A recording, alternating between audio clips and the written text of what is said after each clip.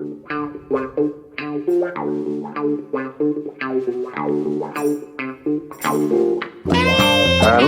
Danny coming out to play. He's coming out to play tonight, yes. Hello, Paul, are you well? Yes, here's a short pass. Yes, hello there, good morning. Morning, evening. What have you done with the pass, Andy? I've received it. Thank you. And where have you put it? How do you mean? Where have you played that ball on the pitch? Where have you placed that pass? Oh, I think I've just placed it in the top corner. Fantastic. Great answer. And welcome all to part 7 of the Football Book Corner podcast. And I've called it that because I got locked out, not of my home, but out of Cabbie's Facebook account. And I've had to change things around. Book Corner doesn't exist anymore. So the group that we have and the Facebook page that we have is the Football Book Corner podcast. So it's changed a little bit. It's been mad, and it just seems as though it's been an eternity since part 6. There's been so much going on. But for listeners that don't know or haven't listened before, a brief resume and history about myfootballbooks.com and how you got started, Andy, and your wonderful website, etc. Thank you, as always, for your kind comments. So I'll give you a brief background. Yeah, so we started the website, the idea, let's say, 2 years ago on the back of the COVID, on the back of being furloughed. And, the website, myfootballbooks.com, is basically a site of recommended reads and of new releases and books that are coming soon, covering all aspects of the beautiful game, whether it be from the past, whether it be club football, international football, about the fans, about the grounds, the cups, the FA Cup, World Cup, etc. Hopefully it covers, pretty much every area. But it's all the football literature and the great words being written by great authors that are out there, all in one place, really. And that was the idea and the thought process behind it, to hopefully give someone a source to go to if they're looking for a new book to read. And as you well know, Paul, there's lots of great material out there and lots of great stories that's always been created year after year of our great game.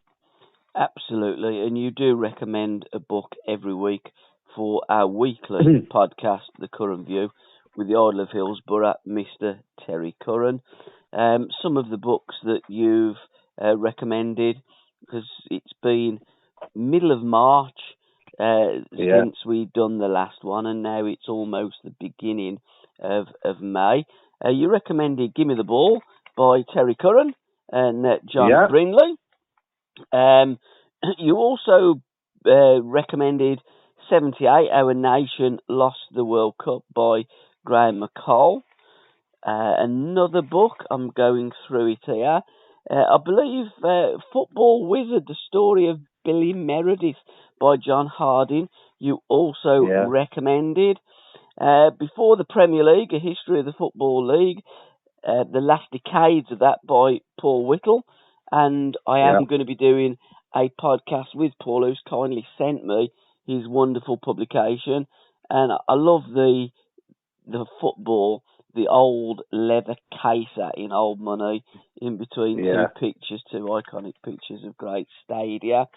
You then recommended Bobby Moore, The Man in Full by Matt Dickinson, and most recently, The Cup by Richard Whitehead, a pictorial celebration of the world's greatest football tournaments. And you also kindly send us an On This Day, so you're very much part of the Curran View weekly podcast as well. And it's great to be a part as well, Paul. So, great.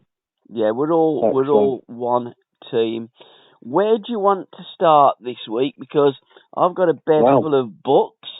I've also just looked at a number of books that catch my eye. We're going to be catching up with Author of the Month shortly. A wonderful book, The Big Fix, a thriller by Jill Morris. So, so a little bit later in the podcast, I'm going to have a chat with Jill.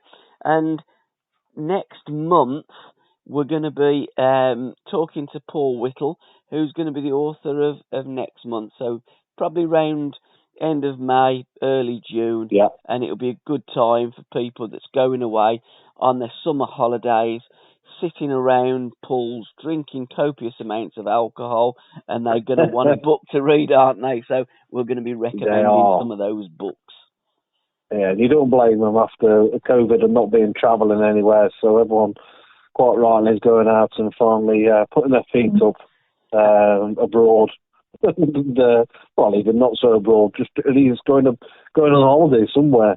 Absolutely. Where are you going while we're talking on holidays? Where are you off to? Have you got anything booked later on in the year? Only locally. I've got one off to Cape Verde next year. So, around about April time.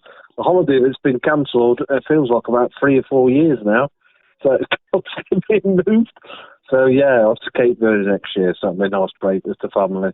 That sounds But in a few weeks' time, heading down to the lovely part of Salcombe, which is in Devon. So, lovely seaside town. If you've not visited, I recommend it. Very quintessential British kind of seaside town. Beautiful, pubs, etc., and beaches. Lovely. Sounds great. Beaches and pubs. That really gets my ears pricked up. A book that got my eyes focused, and I did recommend it this week on the Curran View. From Beauty to Duty. It's out in August, and it's a football history of Uruguay 1878 to 1918 by Martin de Cruz. Do you know anything about that one? I don't know. That one. When did that come out, sorry, Paul? It's coming out in August. It caught my fancy the other week while I was trawling through the internet. I mean, of course, there are a number of Tory MPs that are trawling through the internet whilst they're in the Houses of Parliament, but that's for another show, not Book Corner. But no, really, I looked at that because there's lots of books about foreign football nations, Italy, Calcio, and Dirty Angels, about Argentina and Germany tour, and etc., etc., etc. And I've not seen one about Uruguay before. And Uruguay, of course, was the venue of the first World Cup in 1930. Yeah, that'll be a really interesting read. I think I vaguely remember. Is it coming out through Pitch Publishing by any chance? Yes, it is. Yeah, Pitch do something. Yeah, I do.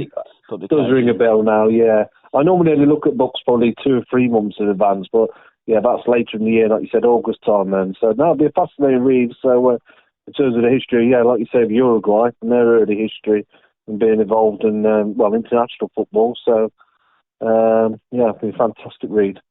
Absolutely, you can follow Martin de Cruz on his socials and nosing in to when people were engaging with him regarding the book. I do think there might be another book after 1918 to a little bit more up to date and modern day. So watch this space. And another book that really caught my fancy by Aidan Williams, The Neely Men, which is out on Monday, and it celebrates the allure of the greatest teams that haven't won the World Cup. It does say fail to win the World Cup, but I don't like fail because those teams didn't fail. They captured the hearts and imaginations, certainly of me. Yeah. No, absolutely. Yeah, I've seen that book coming out. Aidan Williams is one of the senior team at the Football Times who have got a number of great writers, haven't they? But it looks a fascinating book. Like you've said, some of those teams that lost those finals, Brazil sticks out in '82. Uruguay, sorry, not Uruguay, Hungary I always think of, back 54. In 54, so you remember those losers, don't you, if you want to call them that, which they are really, in terms of the actual tournament itself, but they were great teams, weren't they, that just didn't quite get to that last, achieve what they should have achieved, really. Yeah, well, deserved to achieve. Not so much Hungary, because it still was the Jules Rimet, of course, in their day. Yeah. But Holland and Brazil in '82 failed to, they didn't capture the Jules Rimet, but that was because it was the World Cup. And Brazil captured the Jules Rimet in 1970 when they won it for the 3rd time. And you could argue that Brazil team of 82 and the Dutch team of 74/78 in modern days, because we didn't see the Hungarians. We can read about them in some fantastic books out there to read about the history of Hungarian football. But they really did. As a kid, I remember having pictures of Holland and Brazil on my bedroom wall, and they were, in my eyes, winners. Yeah. Stellar names, aren't they, as well? Yeah, absolutely. It's 82, Zico, Socrates, the names, they just roll off the lips, and obviously Cruyff. Falcao and Eder and Neyskins of the Dutch, and Johnny Rep and Royce and Renson Brink, and they had Harry Hahn. They had just so many. Jan Youngblood, the goalkeeper, first goalkeeper I remember heading the ball. There were just so many fantastic teams. So that looks as though it's going to be a tremendous book. It's a book that I haven't got yet. Well, nobody has got it yet, because it does come out on the 2nd of May. And when this broadcast does go out, the book will be published. So get on to that, Aidan Williams, and follow all these guys on the socials. The Nearly Men out on the 2nd of May by Aidan Williams. And you're right, I love the project that these guys, these Football Times, get involved in. It's tremendous. I do call them the educators, and I've done a recent podcast with one of the educators, Gary Thacker, whose book now, Out of the Blue, is on the shelves and on social media and on Amazon and on your site, and don't matter where you get it from, but buy the book. And it really is a story of Chelsea's unlikely triumphs in the season 2011 to 2012, so 10 years ago.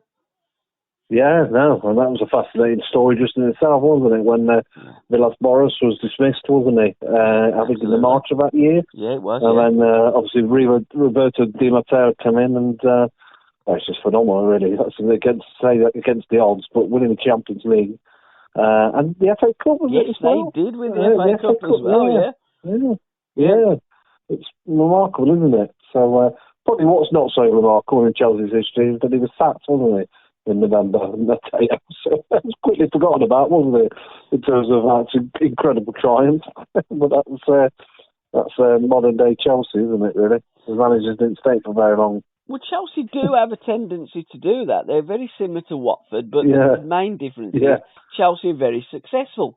And, I think that lad Carlo Ancelotti, I think he won the double in the season after he was sacked as well. So, Abramovich has been a great owner for Chelsea, and we do look at, up to date now, what's going on. It does look as though they're going to be sold for somewhere in the region of between £3 and £4 billion, which is an astronomical amount of money. You didn't fancy it then, Paul? You didn't fancy putting a bid in? Well, I went through my change drawer and didn't quite get enough. Yeah, and I didn't. No, I phoned up Alan Hudson and says, Uddy, you and Osgood pretty much paid for the East Stand. Do you fancy buying it as well? We just couldn't raise the money. But there you go. And it's amazing when you think back to Ken Bates. Didn't he buy it for £1, I think it was? He did, somewhere like that. So, he did. Wow, how football changes, isn't it? It's incredible. We were talking on the podcast this week with Terry, and Terry was saying about when he was tapped up by Brian, and they'd give him 20 quid, and Alan Hudson, when he scored the ghost goal, they were on something like a ridiculous amount for per point. And Webby said, "You're going to tell him that he didn't go in?" He says, "No, we're only on, I think it was something like £30 a bonus for a point or a win." He says, "No, I had a couple of goals disallowed. Let's leave it there. The referee's always right, and we play to the referee's whistle." But when you look at today, the amount of coin that goes into the beautiful game, and I use that word loosely, it is astronomical. And when you look at Manchester United over the last 10 years, have spent more money than any other team. And I watched them against Chelsea the other evening, and you can't see the evidence where that money's been spent. They look absolutely awful. So, money football has been awash with money in recent times since the advent of the Premier League, but in many instances, not for the better or the greater, you could argue. No, I agree. It's pretty much 30 years to the day, isn't it? Yeah. Now the Premier League has been in place, so I think it was only, I remember on this day actually, that it was Leeds United that won the last League title, didn't they? Yeah, in 1992. Yeah. Yeah, and so coincided with a book that's another interesting read, The Title by Scott Murray, which is the story of the First Division. So for those kids out there that don't realise that football was definitely not invented in 1992, it's much more proud history and longer than that. So one of the books that are just tying quite neatly to that, I'll recommend. It's one that was added on my most recent newsletter. Is actually the Billionaires Club by James Montague. Yeah. And it's about the subtitle is The Unstoppable Rise of Football's Super Rich Owners. And it's got a time. It's been out for a number of years now, but it talks about. Once upon a time, football used to be run by your modest local businessman, didn't it? It used to be run by the local, who owned the local factory, etc. But now it's the plaything of billionaire, oligarchs. Obviously, that's changed with Roman Abramovich.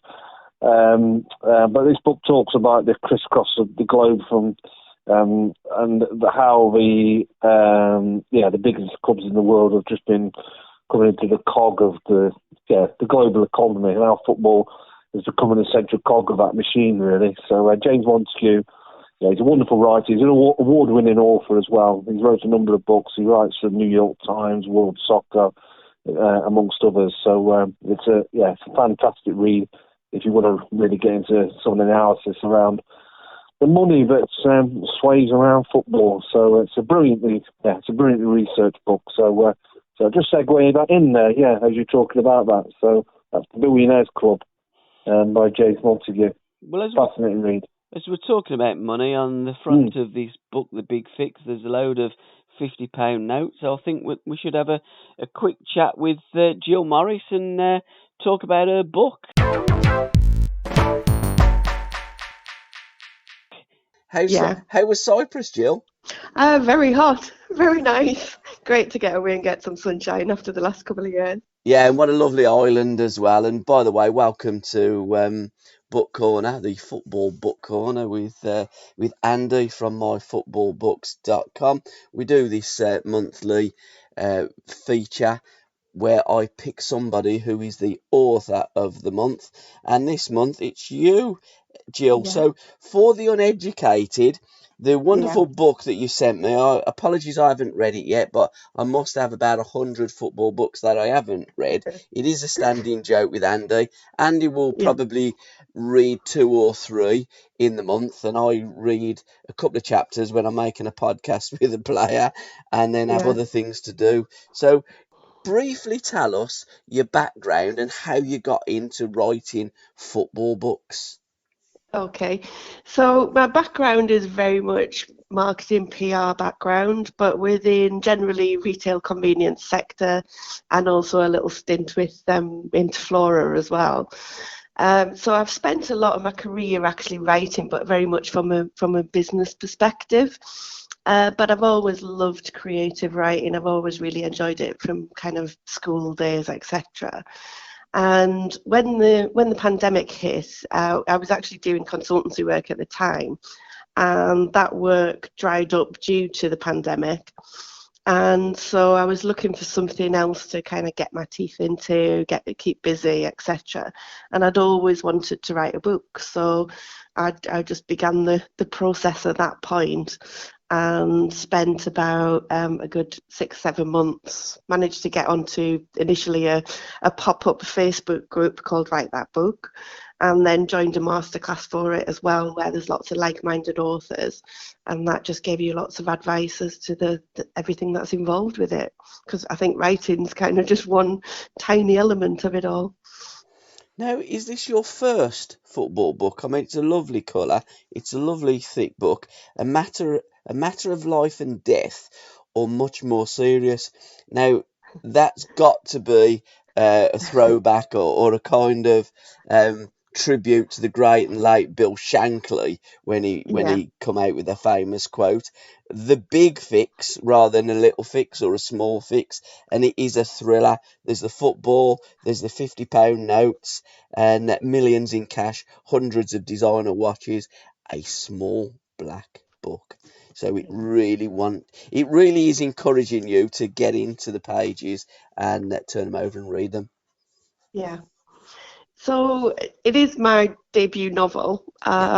It's about football because I've loved football all my life. Mm-hmm. I've been watching Newcastle for nearly 40 years now, but I also love thrillers. So actually, the book appeals to both football fans and non-football fans alike. I think I've had so many comments from people who can't stand football and they've actually absolutely loved the book. Yeah. So it's kind of crossed the barrier there for that. But it came from an idea that my husband kind of put forward quite a lot of years ago, which just stuck with me, which was, what if all the results were predetermined at the start of the season? Do you mean they're not? Whilst it doesn't go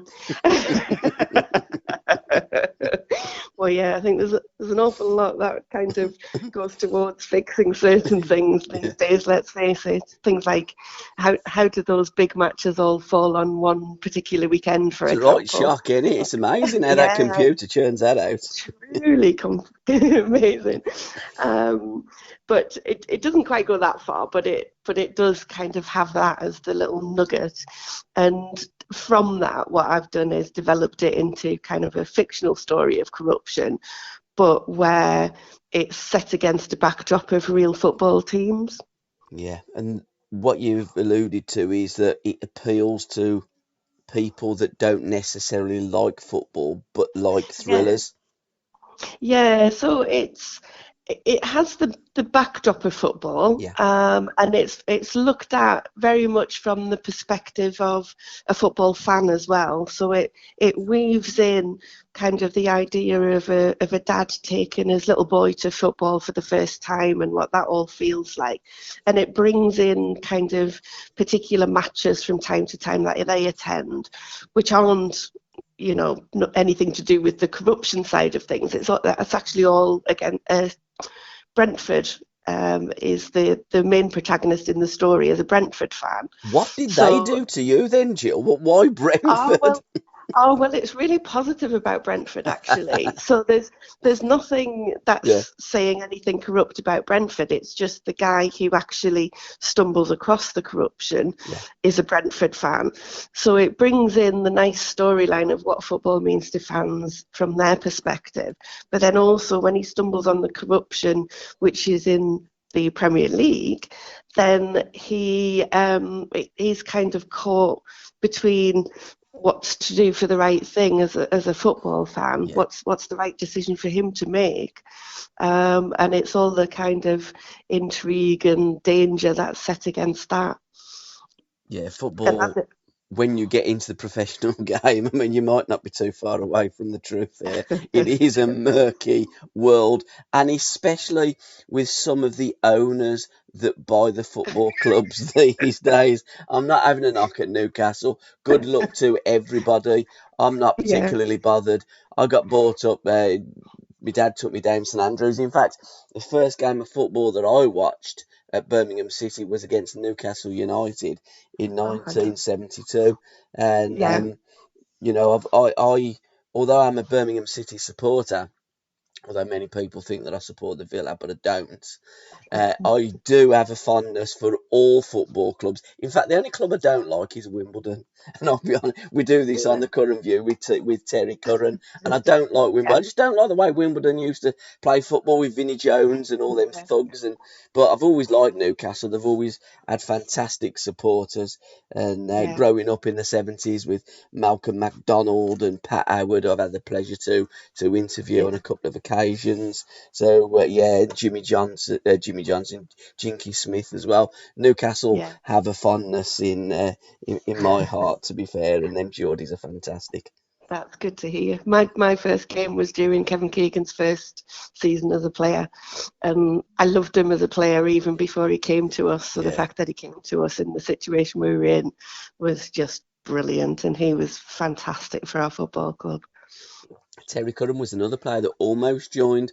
I think Arthur Cox had found his house and he'd already given his word that he was going to go and sign. It was either Sheffield United at the time or Everton. I can't Yeah, remember. But he was going around that time to team up with Kevin Keegan. But what a yeah. fantastic side they had, Keegan, Beardo. And Oh, I mean, you've had yeah, some great players over the times and absolutely. through the Yeah. years. What's the easiest and how is the easiest way for people to hook up with you, Jill, and buy the book, The Big Fix? I love the little calling card that you've got in the book as well. Your little bookmark, it's fantastic. Yeah. So the best way, or the best copies, should I say, is via my own website. So it's jillmorrisauthor.co.uk. Yeah. And if you buy it from there, you can get a signed copy. You can have it personalised if you send me the message that you'd like in there, etc. But it's also available as Kindle and as not as nice a paperback, but still obviously the Yeah. same book on Amazon. And then it's in the back page in Newcastle and the Metro Centre, which is a sports memorabilia shop. And I'm looking to get various other stockists as well. Now you really have gone to town with it because I'm looking inside the book. There's and then you've got a little calling card as well. So there's a lot of time and effort and money that's gone into developing and making and producing this book. It really is a work of art. Thank you. It's there is a lot of work involved. I Mm, think I briefly mentioned earlier that the writing part is kind of only one small part of yeah, it, and actually getting the book out there, especially when you self-publish as yes. well, getting the book out there and getting it to as wide an audience as you can Mm, is the when the real hard work starts. yeah, So I was really pleased recently. I got shortlisted for the Selfies Awards, well done. which is national for self-published books, and it was the top 9 in the country for adult fiction. So I went down to the London Book Fair for that. And had the awards ceremony. Unfortunately, didn't win it, but I think to actually get there is a massive achievement anyway, and especially because I think I was the only author who was there with a debut novel as well. Yeah. The rest were quite kind of old hands at doing it all, so I was absolutely over the moon for that. And dedicated for me mum and dad because that's a Yeah, northern thing, isn't it? In Birmingham, we would say mum, but like up yeah, there in the north, it's like me mum, isn't it? yeah. And sadly, they're no longer with us, and I wish they were, Yeah, because I think they'd be really proud and telling all their friends, and yeah. I think actually they'd probably be brilliant from a marketing perspective. But my sisters and my wider family have been just amazing as well in that respect. They encourage people all the time, and really push it as much as they possibly can. I like the way you go. You've got the prologue or the pro. I'm terrible at Yeah. English. I am, honestly. Part one, part two. It goes up parts, doesn't it, rather than chapters? There's chapters as well, but there's specifically like 3 parts to it. Yeah, Um, without giving kind of spoilers away yeah. or We don't want to whatever, give it's nothing kind away, but of, Manchester City yeah, get mentioned, and Greater Manchester Police in the prologue get yeah, mentioned. There's I'm looking at the 381st page because there's 381 pages, and yeah. there's a little bit of an expletive towards the end as well. What the, you know, so there's it looks as though there's room for a follow up, a part two, the big fix Yeah, part two. You've left it in the air, haven't you? yeah. There's definite scope for that, Yeah. and I really want to do that. I'm working out the best kind of time frame for that, because what I want to do is make this book as successful as possible, first of all. And also one thing that I'm really interested in doing is looking into screenplay for whether it's something like a kind of Netflix miniseries or even a film. I've had a lot of people who've read it who've suggested that it would work perfectly for either one of those. So I'm just looking at various opportunities on that at the moment. ITV drama. Yeah, so once I can kind of progress those more, then I'll be looking more into the sequel as well. I've got a lot of people who were asking me for the sequel, but I guess if you keep people hanging on a bit, it just adds to the anticipation, doesn't it? It does, and the lovely thing is that once you've enjoyed it, there's more. But the amount of times I watch a drama on ITV and think, right, this is the end. I've indulged all my time, effort, and I've loved it. And I go, oh, is that the end? They really have left it up in the air for another, for a sequel, which is great. But often when authors are writing books, they're writing it as a trilogy or more, or in different parts. Did you set out to do that when you wrote the book? Thought, do you know what? I could leave this hanging, and I'm not saying that you are or you're not, because we don't want to give anything away, but there's always a possibility. But did you write it to actually finish it, or did you think at a stage, do you know what? There's more legs in this. Yeah. I think initially when I started it, I didn't know how I was going to end it, and some people are a bit surprised by that. But actually, I think the more that you write the book and develop the plot, the hardest thing, Jill, to write an ending. Anyway. Yeah, exactly. So I didn't know that until I was really in full flow with writing the book. So it wasn't intentional to say, yeah, there's going to be a sequel. It just kind of came about the more that the plot developed.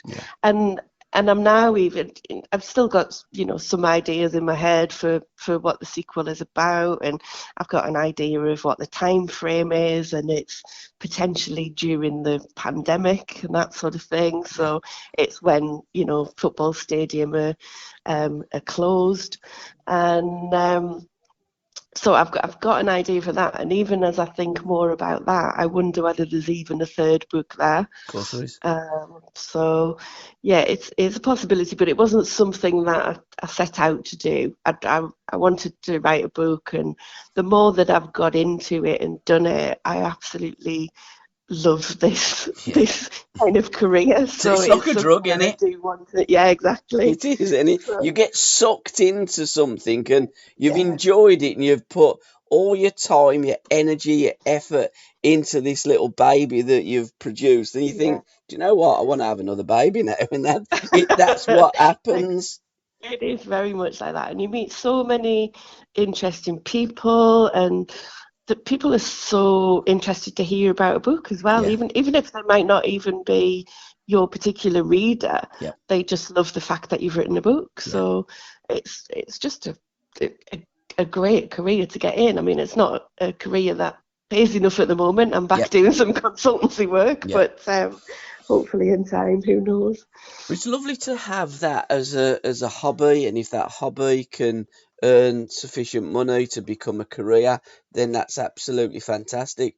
But most of us that do podcasts or do writing or whatever you do within football, in the periphery of the game, not the billionaires that actually play the game these days, but we all live in the real world and we have to do another job. But I think that makes it even more special, because you're doing it because you want to do it, Jill, aren't you? Yeah. You're doing it because you get a buzz and you get a kick.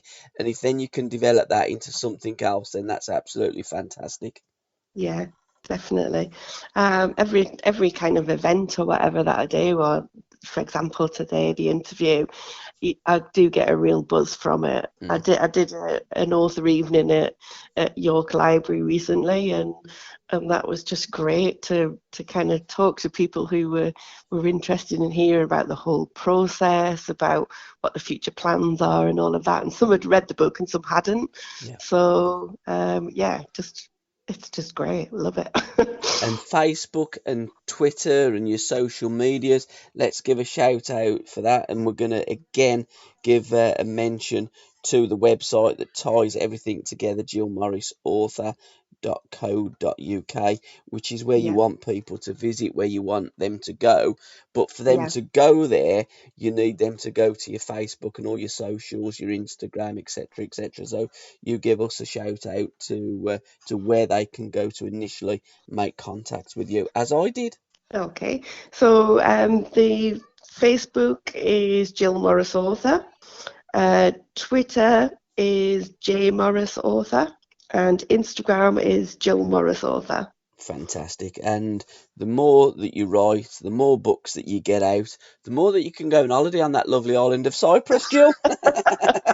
Wouldn't it be On great? the most, Yeah, on, but ain't it on great the when you new do? European adventures with Newcastle. Well, yes, you never know now with your very very rich owners. Newcastle United could be the new Paris Saint-Germain, couldn't they?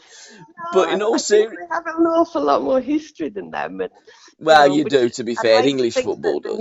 the new owners are going to invest sensibly. I think they're going to give us Yeah. what we could have had over the last 14 years if we didn't have somebody who wasn't the least bit interested in us as a football club.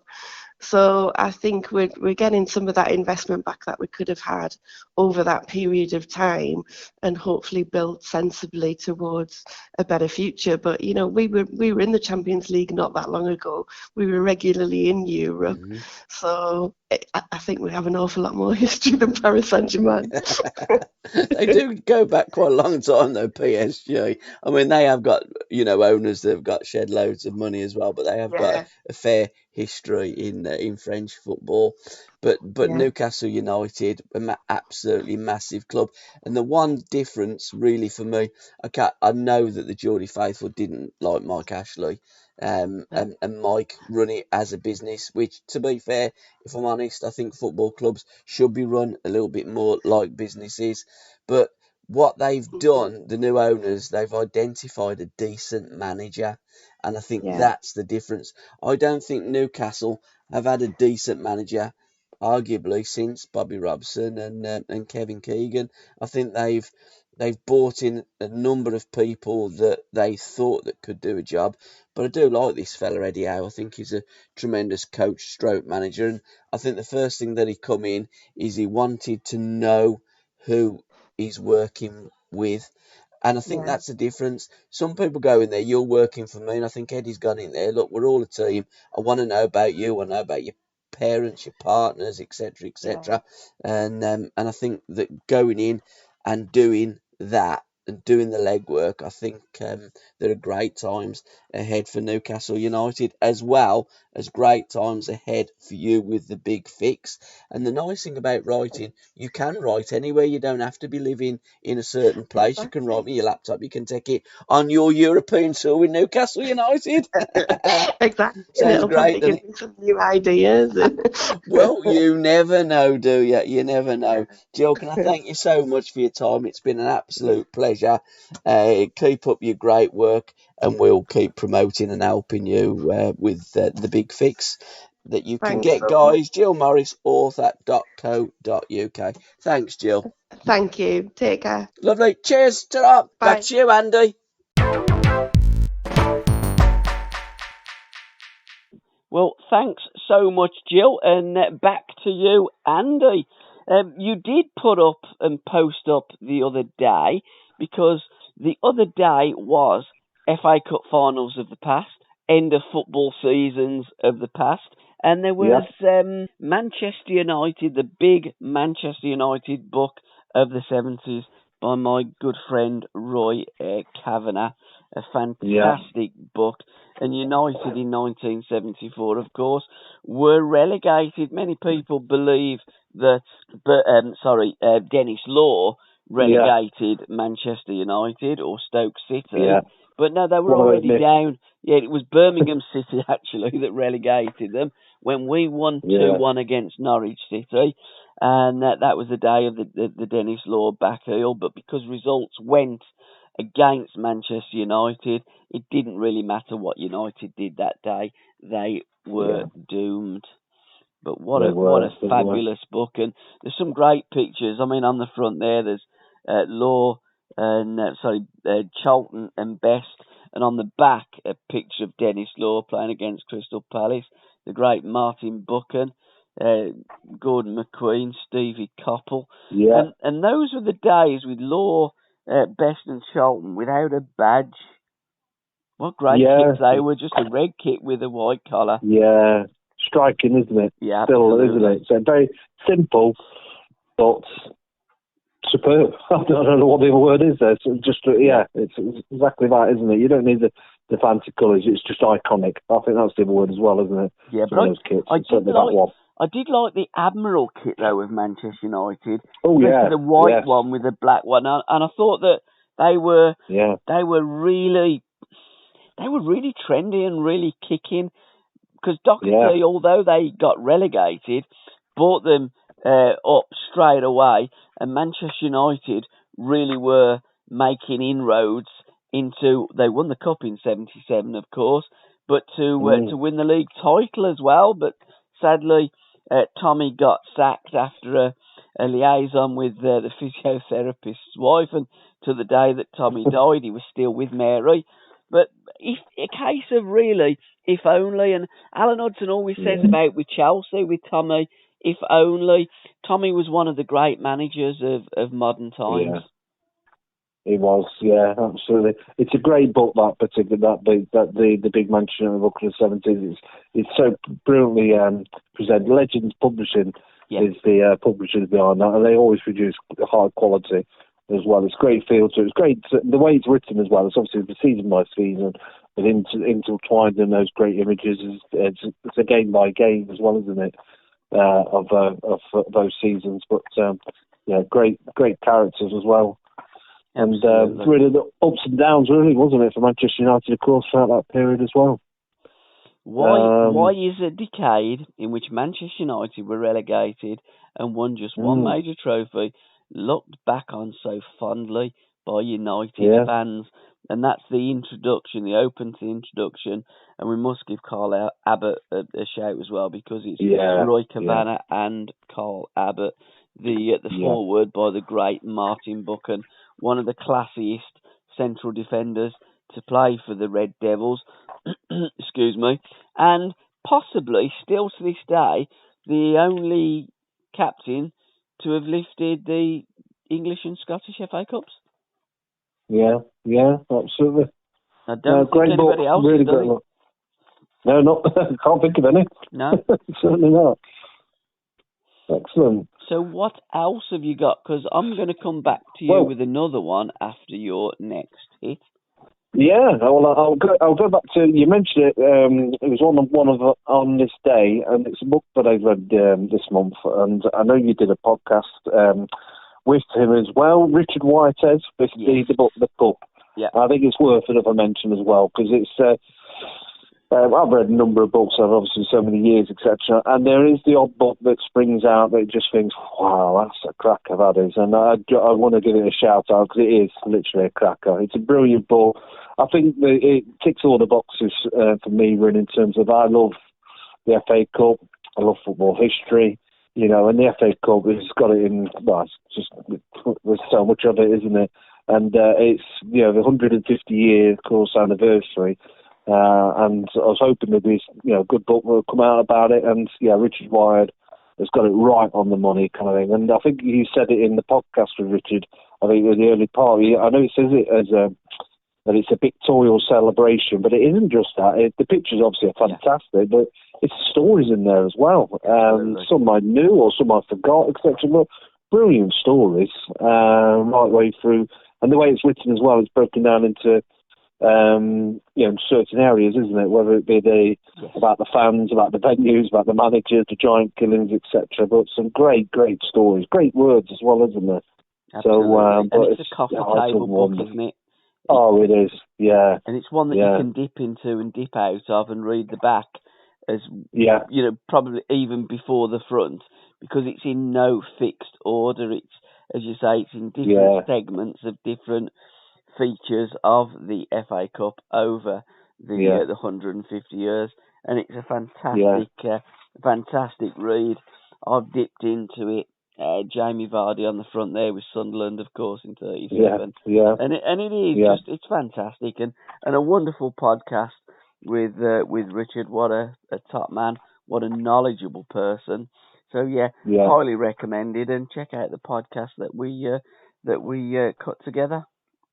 No, your podcast is brilliant. I think it's described it perfectly, kind of thing, in terms of for people who maybe see it and think it's just a big pictorial celebration. That's just the start of it. It's just really great. It is literally almost, even if you're not a fan of football, I think it's almost a kind of when you read through it, it's like a history of British society almost in many ways, kind of thing. It's just the way it's presented. Yeah, fantastic, really good. So I definitely wanted to give that a shout out. It goes right up there in I don't know, I'm probably saying, but at least the top 20 books of all time.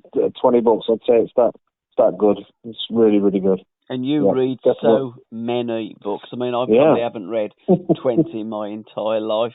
I've done a recent podcast with John Giles, and John's got it's a book that came out some time ago, A Football Man, the Autobiography.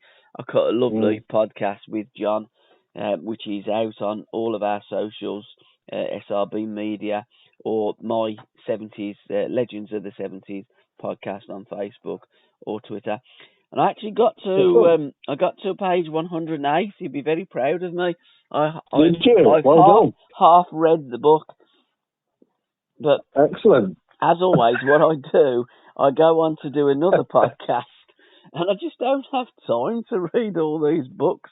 But it is a great read, and I like to, because with John, I know a lot about what he did when he was at Leeds United, of course, growing up in the 70s.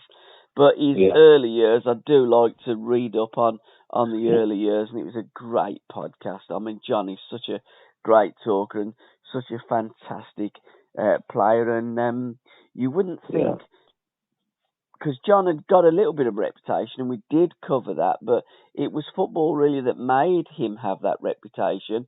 But what a soft-spoken, wonderful gentleman. And it's probably something that would surprise a lot of people when they listen to John talk, and also listen to John sing. He's got a decent voice.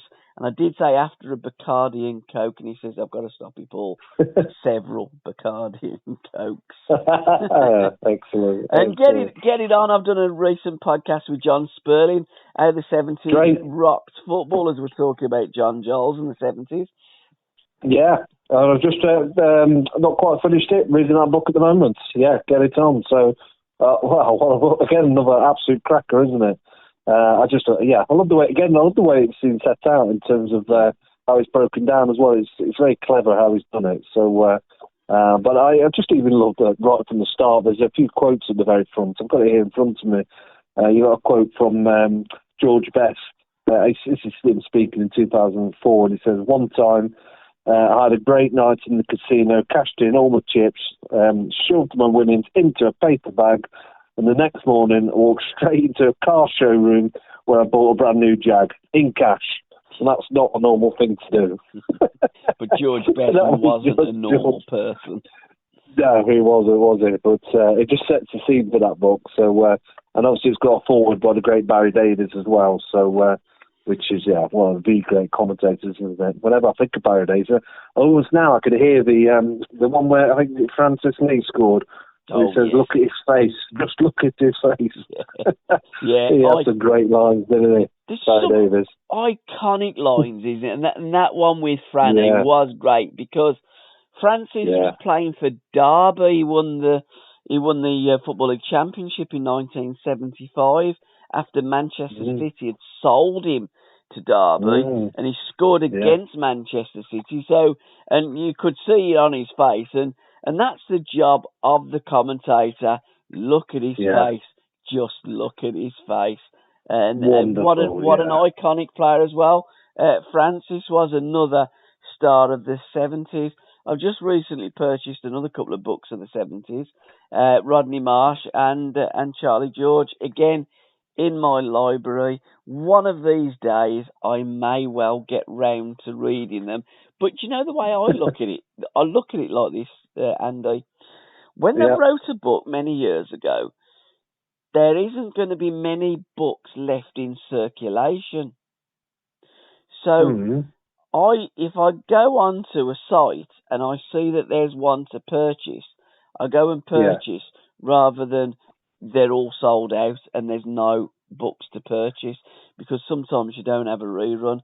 So with all these great players, I get them, I put them in my library, and if I do retire one of these days, I'm just going to sit down, just drink all day and read books. You're right, though.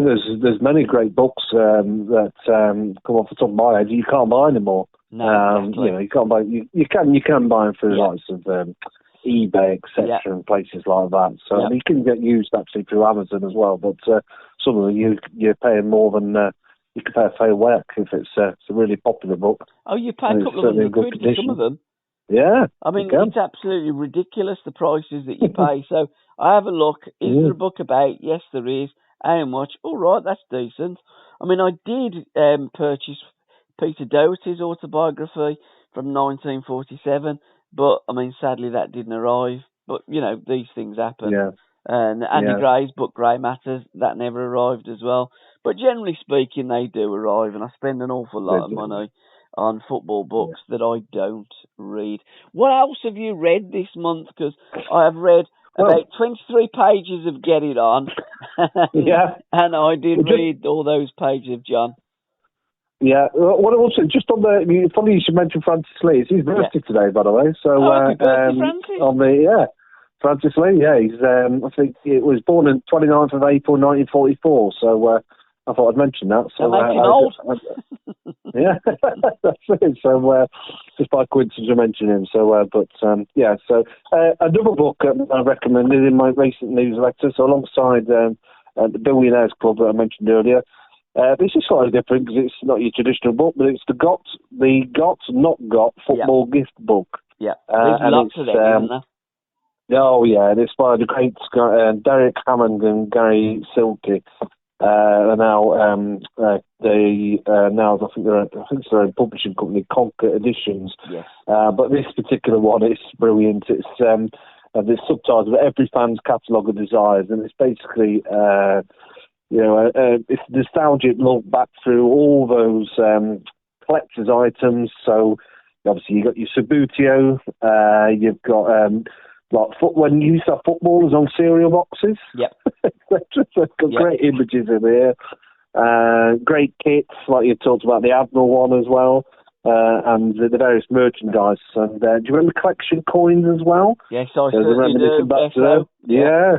You remember them? So you got a collection like the World Cup 1970. So a lot of people used to collect them, etc. But your Panini stickers are mentioned in here. But it's one of those. It's a brilliant book. You can just sit and look at the pictures throughout it, and you're just lost in time, really.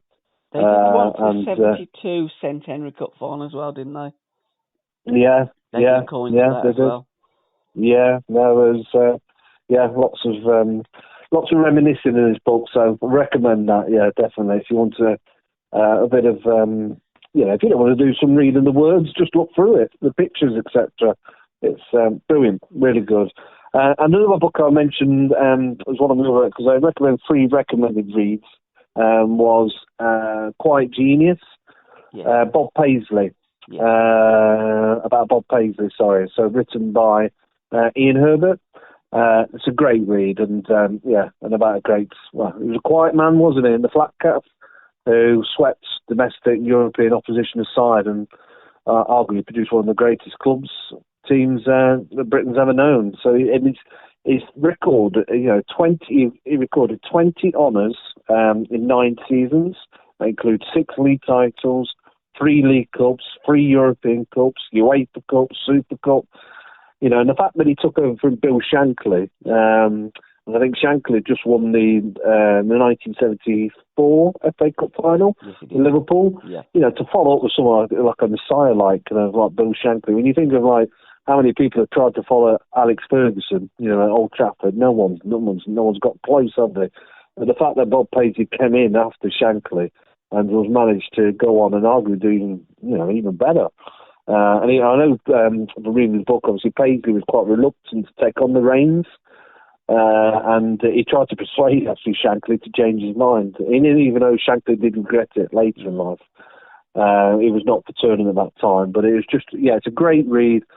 Quiet Genius is what it's called, about Bob Paisley. Yeah, British football's greatest manager by another great writer, Ian Herbert. So. And it was shortlisted for the William Hill Sports Book of the Year back in 2017. So it's been out for a few years now. But that's a really good book I'd recommend out there. Quite genius. So absolutely. And I think what a great manager. Yeah, I think it was Matt Busby that helped to bring Bob to Liverpool, as he did with Billy Little as well, because Matt was there at Liverpool, and it was toss-up really whether he was going to be a coach at Liverpool or a manager, literally a manager of Manchester United, where he was allowed to not just create a team, but create a club. And there's a wonderful book by Leo Monaghan, The Three Kings, and a DVD by Johnny Owen, Busby, Shankly, Steen, The Makers of Modern Football.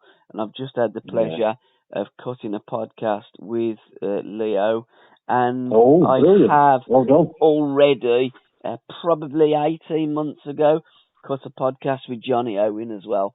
So I've got both the book and the DVD.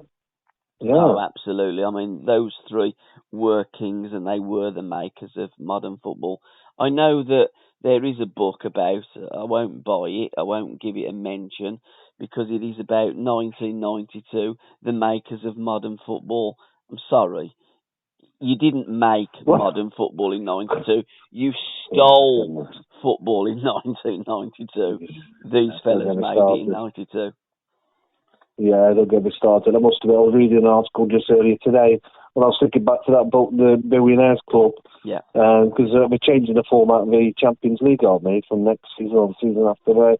They're getting introduced in this kind of where if there's a club that's won it recent history, they'll be automatically able to qualify for the Champions League.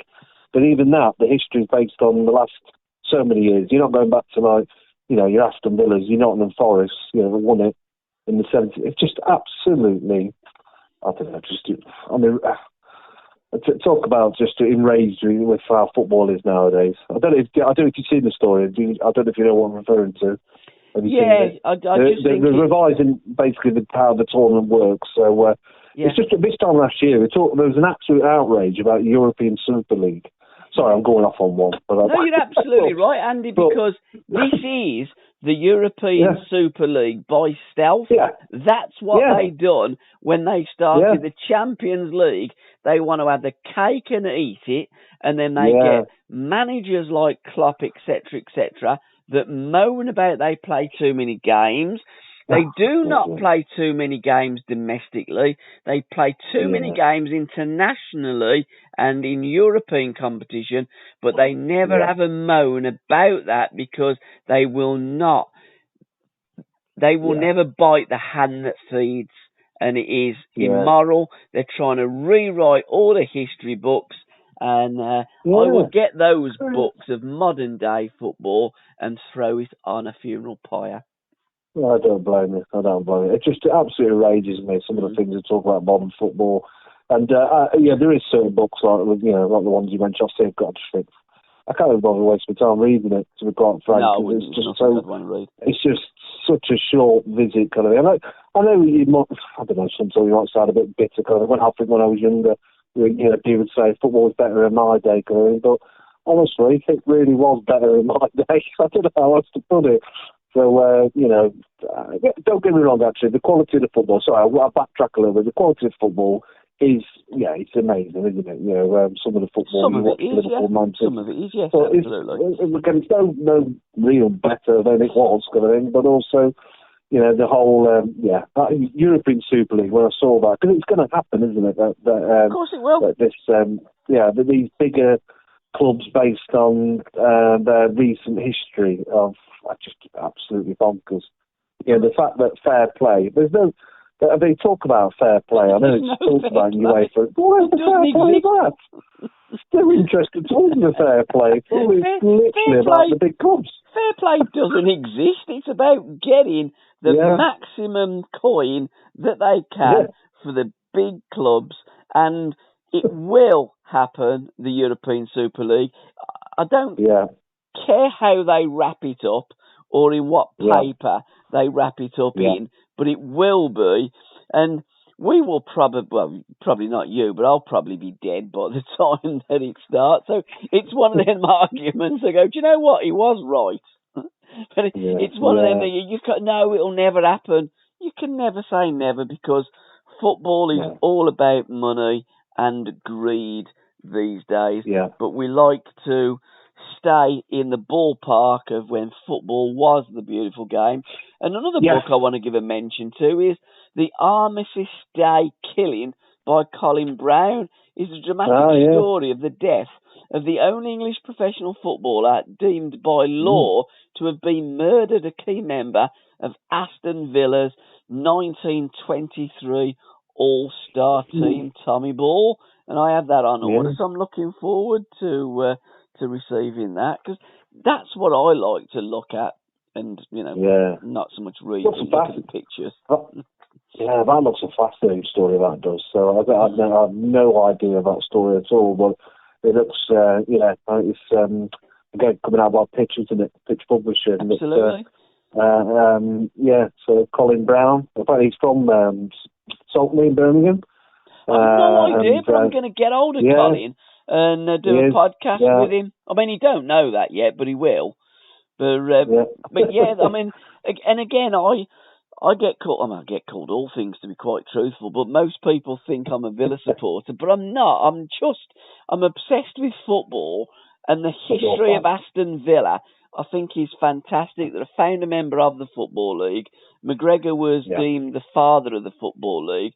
I think Villa Park is the most fantastic football ground in the Football League.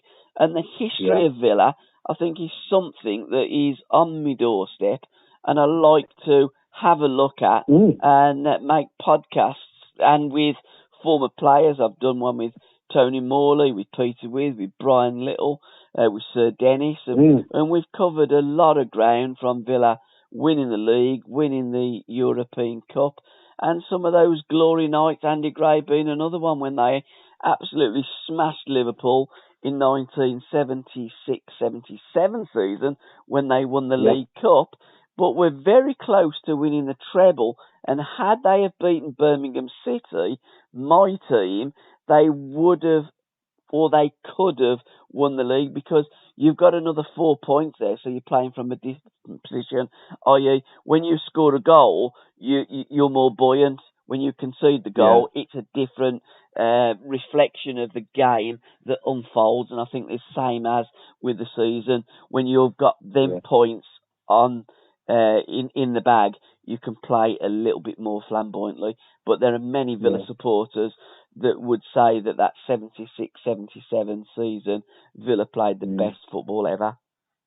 Yeah, they've got a fabulous history, haven't they, Villa? No, absolutely. And again, when you mentioned Villa Park, again, if we want to remember this as well, that should still be an FA Cup semi-final venue, but there you go. Well, it would be if the Premier League didn't steal the soul out of football, because if the FA had any backbone, they would still play the semi-finals at iconic stadia like Villa Park, like Hillsborough. Okay, we had that in '89 with the Hillsborough disaster, but I think that cup semi-finals should be played on neutral grounds, and when you get through to Wembley, that is the magic of the cup. You play the final after the season has finished, and that brings the curtain down on the domestic football season.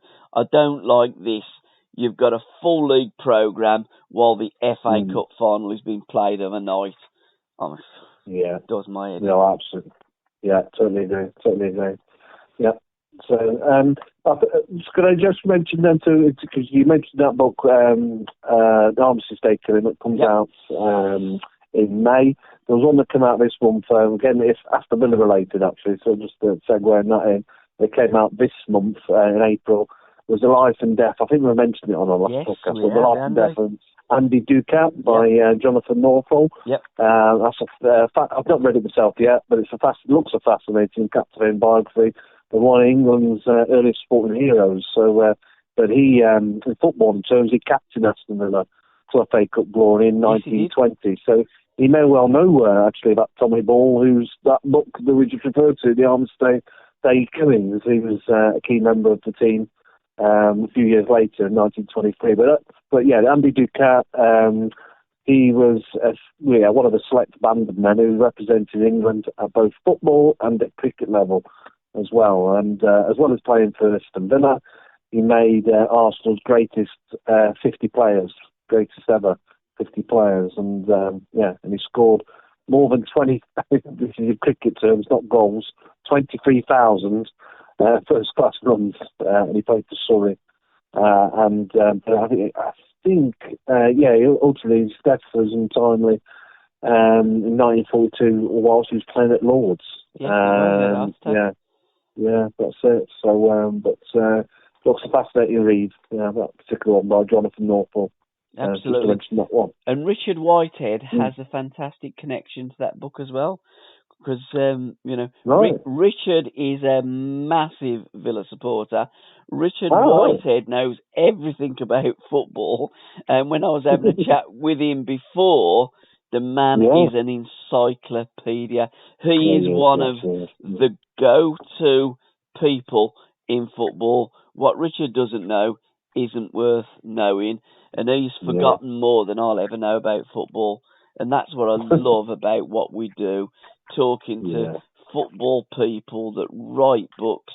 And if it wasn't for people like Richard and John Sperling and all the other authors and writers that we mention, our game would not be able to be passed on to the next generation, because in many cases we didn't see those players play, but we can read about them, and they bring these people to life. And thank you all to all the football authors and writers for doing that and educating me. I've learnt so much from you all. The one and only Jimmy Grooves by Norman Giller, another one, Giller the Filler.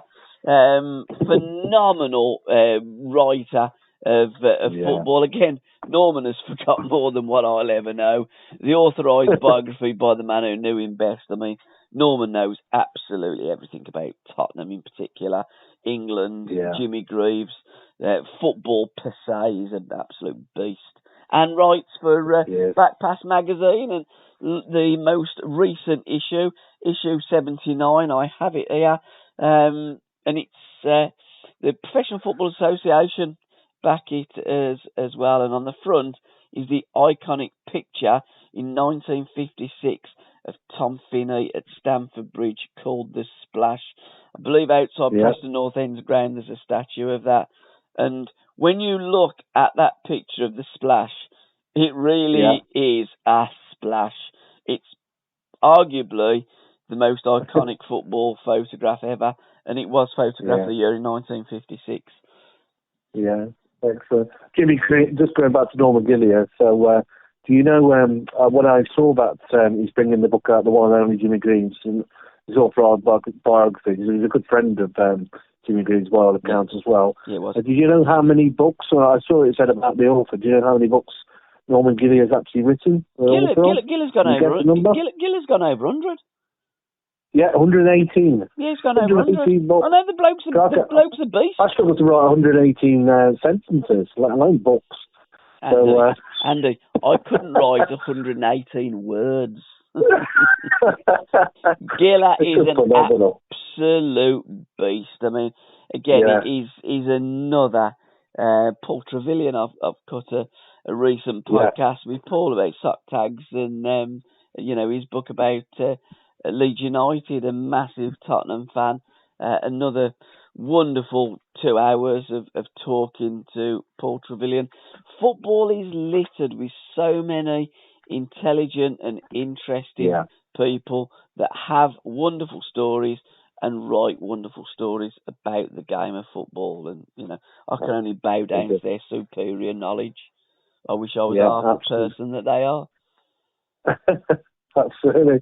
Well, one that's making his debut in books, and again about football history, is a book that's coming out that I'll mention. It's called The Shadow. I hope I pronounced it correct, but it's In the Shadow of Ben Bulben. And it's about Dixie Dean when he played at Sligo Rangers. Yeah. So it's by a guy called Paul Little.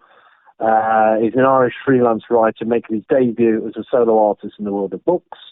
But basically, in January 1939, just months after hanging up his boots, and a few weeks into his new career as a talent scout, William Ralph Dixie Dean, to give his full name, received a surprise assist from the far west of Ireland.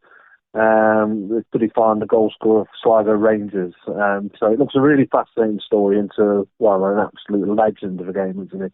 Dixie Dean. So obviously a legend very much so at Everton and at Goodison Park. So that's an interesting book that's coming out. And again, it's as it says here, it's a romantic tale of divine intervention and canny time in drama on and off the pitch. It's the tale of Dixie Dean's 4 months with a bit of red that was to leave an indelible mark on the player, the club, and the town. So that's Dixie Dean at Sligo Rangers. Sligo Rovers. Again, coming out by Pitch Publishing. Yeah, it's one that has caught my eye. It's a lovely cover as well, isn't it? You know, it's a really interesting cover. And, of course, Dixie, one of the few players that have scored over 300 goals. So when you wear this on Talk Sport, he scored 100 Premier League goals. Well done. Congratulations. You got another 200 to get on the same table as the great Dixie Dean, where, one of the all-time greats. And sadly, one that's often overlooked and forgotten. And let's not forget the fact that Dixie once scored 60 goals in a league season, darlings. He beat George Canswell's record of 59, although it was second division. And when Paul Trevilian asked Dixie about his thoughts going into that game, Dixie, will you score a hat-trick? Because he scored a hat-trick against Arsenal on the final league game of the season to overtake that. I'm going to leave the answer to you must find the podcast, because Paul Trevilian articulately puts it, very articulately, how the great Dixie Dean answered that question, and it's absolutely phenomenal, and in a way that only Dixie. And he also then took the spirit of Dixie to Don Revie, and again, another story. So great podcast. Don't listen to me when I'm talking. Cut that bit out. Just listen to them. They're the intelligent people. I just hold the microphone, the phone, and just prompt them to get these stories out of them. The Last Busby Babe by Wayne Barton is another book that's took another book that I've got, the autobiography of Sammy McElroy, MBE. Yeah, that's it. That came out back in March, I think, was it, last month? So, looks, again, I think we've mentioned it before, haven't we, Wayne Barton. He's a prolific writer in his own right. What he doesn't know about Manchester United is not worth knowing. Yeah. So, and what a great player he was as well, Sammy McElroy. Absolutely. So, and played at Stoke City towards the end of his career with Alan Hudson.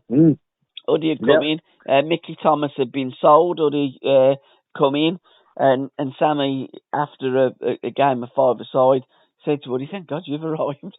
We've never played football like that for some time." And what a player Sammy was. They had a decent team. I think they had about 7 international football players, and I think they were bottom of the league when Uddy arrived. Played his first game against Arsenal with a banner that read "Welcome Home, Huddy," a podcast that I've done about the 83-84 season, I think that was. Right. And Alan Hudson goes through it, and Sammy McElroy is a part of that, and the Last Busby Babe.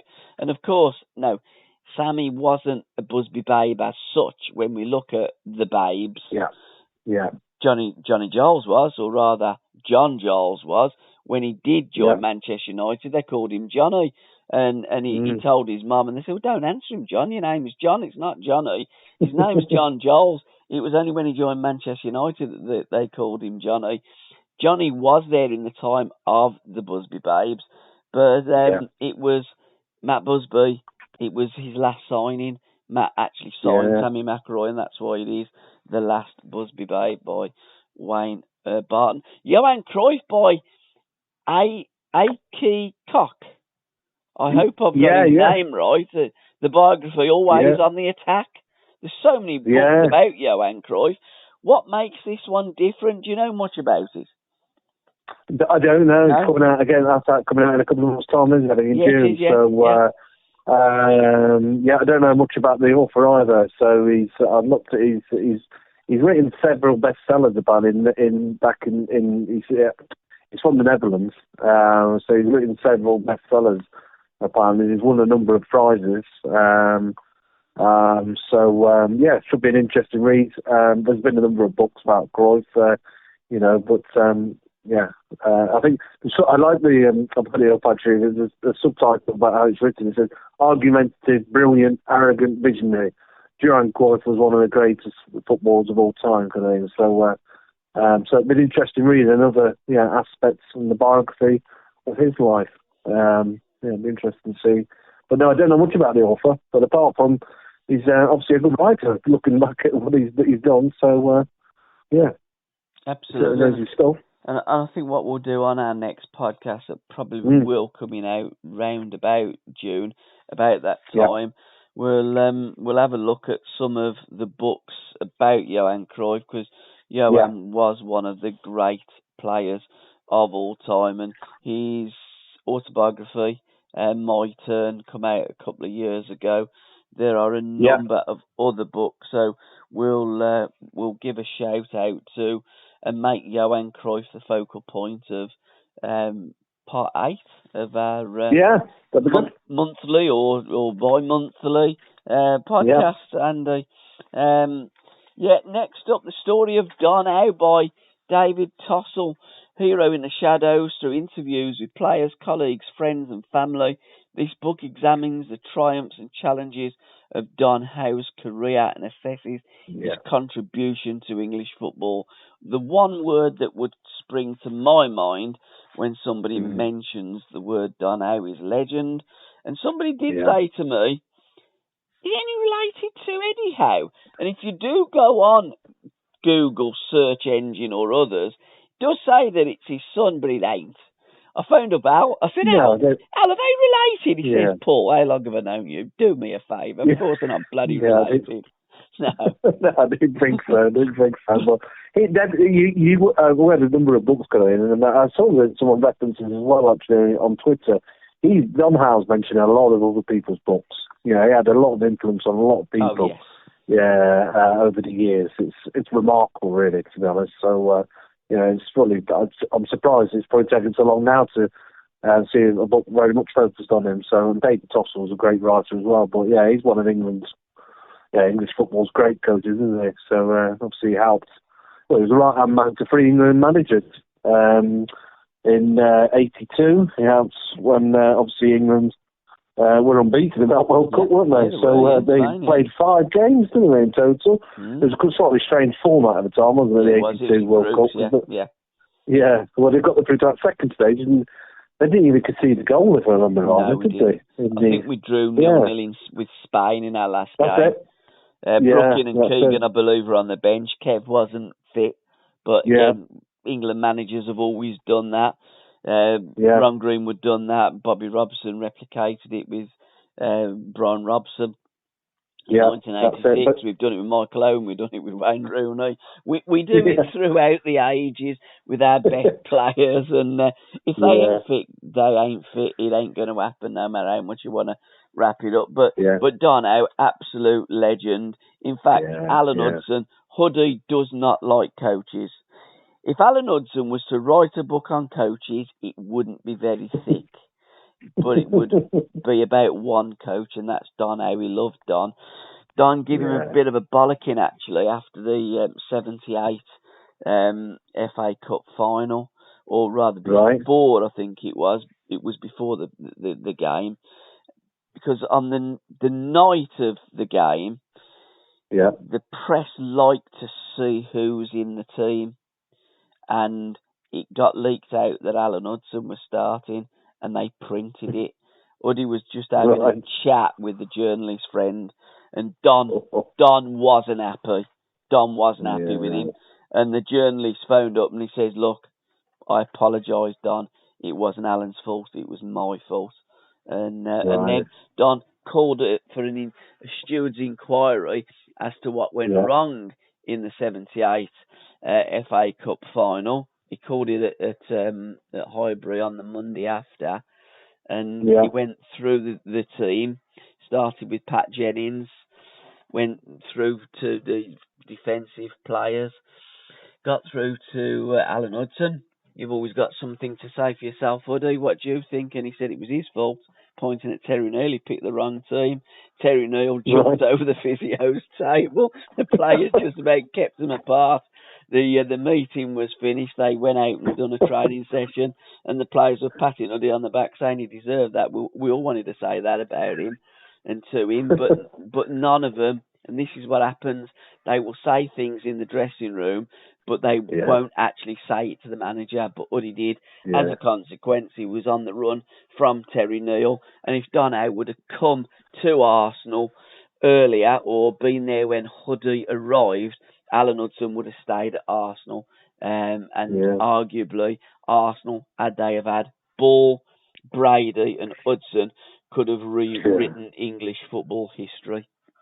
Yeah, they could have, absolutely. And Howard, he was part of the Arsenal team when they won the double, didn't he, in '71? So he played a crucial role in that part as well. And interesting, actually, something I didn't realise when I looked at the synopsis of the book, he was also he was assistant to Bobby Gould, when Wimbledon went on to that shock win in 1988. So it's just amazing, isn't it? How one coach, over a span, what you're thinking about 71 to 88, 17 years, and and influencing the 82-86 World Cup in between. It's amazing, isn't it? Such one man had such a influence on English football. It was incredible, Don Howe. Absolutely, really what a great man, and absolutely. And, as I say, Uddy doesn't speak that highly of coaches, but he does of Don Howe. You mentioned that says it all, then. Yeah, absolutely. You mentioned the title by Scott Murray, The Story of the First Division. That's another book that I wanted to briefly talk about. It was in my list to talk about. Another one, Sexton for God by Tim Rolls, looks at how he brought cup glory to Chelsea, and the game's played under Dave Sexton in the from 1967 to 71 period. I mean, Al always says that Dave was a great coach, but not a football manager.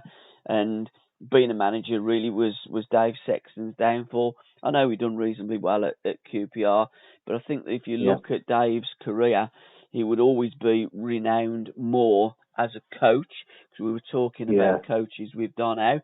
And I think Dave Sexton was one of the great coaches. In fact, when Ron went to Aston Villa, he had Dave Sexton as a coach with Villa, working with the kids, which was something that when Ron went to Villa as a young kid, it was the great Jimmy Hogan that was Ron's first coach.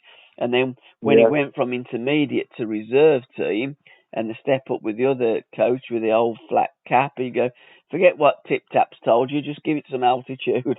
So there's different levels of coach. I think Sexton was a great coach, but I would question his managerial credentials.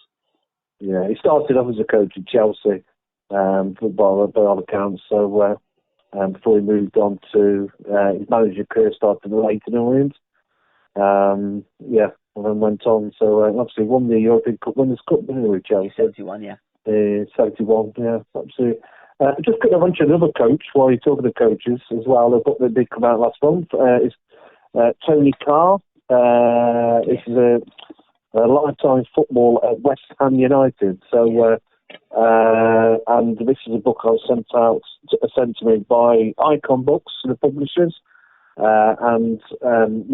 Tony Carr, again, is one of these... basically, he played, and then he had a short football career. He played alongside the likes of Bobby Moore, but then moved into coaching at quite a young age. But he was estimated to produce talent worth an estimated 80 million. Now, this is not the modern day kind of numbers, but 80 million in transfer fees, which included the 23-man England squad for the 2010 World Cup, included no less than 7 players. They were Rio Ferdinand, Frank Lampard, Joe Cole, Michael Carrick, Jermaine Defoe, Glenn Johnson, John Terry. So, there's a lot of money there in modern days. But even now, I know we're talking, 10 years ago, but as we all know, money's even gone even more mad in that short period. Tony Carr, that's his book that came out last month. So, his boyhood dream was signing for West Ham United, and obviously training alongside Bobby Moore, etc. That's his book. So a unique career. Where he really honed his craft in the coaching world. Absolutely. Obrigado, a football epic by David Kilpatrick, is another book I want to give a little mention to. Do you know much about that book or about David? No, off the top of my head, no. If I'm honest, Dave. Paul, sorry, no, I don't really ring about too much, sorry. What was the book, sorry? I didn't quite catch you then, sorry. Obrigado, a football epic by right. David Kilpatrick. David did engage with us on Book Corner on Twitter. I do like to engage with authors, and we will give your books a shout out. Yeah. So David did, and we've just given it a shout out. Obrigado, great name, Obrigado. Yeah, I don't know what it means, but it's a lovely word, isn't it? No, it sounds a good one. Yeah, I recognise his name, so I think you might have contacted him yourself as well. So I'll certainly give it a look. So we'll give him a shout out as well. Absolutely. Well, that exceeds my capabilities and the 15 books that I had written down. What else have you got for us? And I do like the fact that when Saturday comes and Backpass Magazine and World Soccer and lots of other publications give out a couple of pages to promote football books. So, the more people that are promoting the books, the better. Yeah, definitely. No, I'll give a few shout out to some books I've received as well. The one I've got here is Barcelona, but it's about the greatest day in the history of Rangers. That's Steve. So Barcelona, when they won the European Cup Winners' Cup in 1972. So it's quite a good timing as well. I think I'm sure of a deal for Tom Miller planned it quite well, didn't he? Considering Rangers are in the semi-final, aren't they? Which I forget the names of the tournament now. The Europa League, isn't it? Yes, they're playing at Leipzig. I mean, in them days, it would have been Lokomotiv Leipzig, but it's RB now. It's Red Bull. It's slightly different in Germany. It's one united country, whereas I believe Leipzig was in the east, wasn't it? I think it was. Yeah, absolutely. So, but this is 50 years on then. So 2022 will mark the 50th anniversary of the greatest victory in the history of Rangers Football Club. What was interesting when I was doing a bit of research around this particular book is that I forgot they played their final in 1967, 5 years before. It was either on the same night, or was it a few days before, when Celtic famously won in Lisbon in 1967 against Inter Milan. I don't recall that it was such a short time frame between those two playing. Well, Rangers were in the UEFA Cup, it would have been then, and then Celtic played in the European Cup just a few days later, which is remarkable, isn't it? Really. It certainly is. The Lisbon Lions, I mean, arguably the greatest achievement ever by a British football club. Bobby Lennox was an outsider. He was a foreigner. He was born in Ayrshire, but all the rest of the fellas born within 10 mile of Paradise Parkhead. Incredible. It's a feat amazing. that will never be replicated. It is phenomenal when you think about, we've talked about modern day football, etc. They pull from all over, all parts of, well, not just the country of Europe, but the world, but they were pulled in from the area of, in and around Glasgow, weren't they? And absolutely. It's just remarkable, isn't it? They went to the right from the top and won the European Cup. It's a remarkable story, isn't it? That particular one. But that's the book. Tom Miller, Barcelona. It's by Black and White Publishing. Another shout out for a book I received is Aberdeen FC. This is by Peter Elliott. Yeah, and it's one very much for fans of football programmes. And as I'm sure you know, lots of people love the football programmes and still collect them now. And this is a definitive guide for Aberdeen home programmes during the 1980s. So arguably, probably their greatest time in their history, isn't it, Aberdeen? Is again linking it to European when they won it in 1983. I'm thinking off the top of my head, it was in Gothenburg, wasn't it? It was round about that time, and you could argue that was, that really catapulted Ferguson into the limelight, and was one of the reasons that, probably was the reason that he got the Manchester United job following Ron Atkinson in 1986. But when you look at the stronghold of Scottish football, and you just alluded to Celtic and Rangers both being European competitions and winning respective competitions, Celtic and Rangers have always been the dominant force, and for a period of time, Aberdeen got in between them, and Ferguson, being a former Rangers man as well, was a fantastic feat, and again probably a feat that will never ever be repeated. Yeah, well, sadly the gap is forever as well. It's always a big gap, isn't it? Which is a shame, isn't it? Really, right on the top, but that's the way English football seems to go at the moment with Liverpool and Manchester City. But anyway, hopefully not too much. So you see, like Bayern Munich winning again for 10 years, and the top, didn't they, the other day? The Bundesliga. So, but going back to this book, Aberdeen, this is about football programmes, and I love football programme designs as well over the years. So everyone loves a football programme. If you've not been to a game for a while, you tend to pick up the programme, don't you? And you can find out what's happening in the club and what have you. So this is certainly a book for fans of programmes, certainly for Aberdeen FC.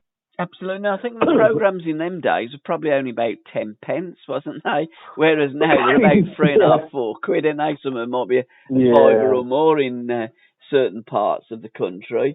But I do believe programmes these days have got more input from fans, etc. Yeah. They do tend to incorporate a little bit of the wisdom of the fanzine rather than back in probably the 90s.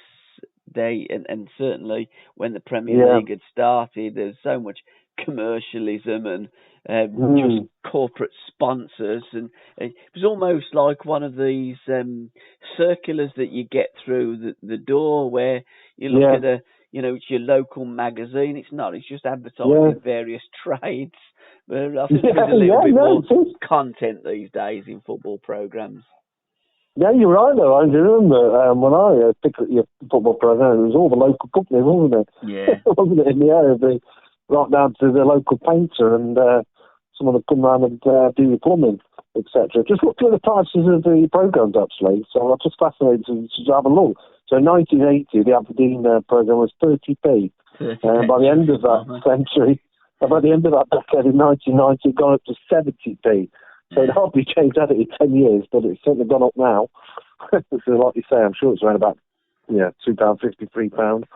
I used to love the programmes. Can I just interrupt? Sorry to interrupt you there, but in the old programmes in the 70s, we used to have the Football League review in the programme as well. And I used to think that was fantastic. I'd go to Birmingham City, I'd buy the programme, and inside the programme you had the Football League review.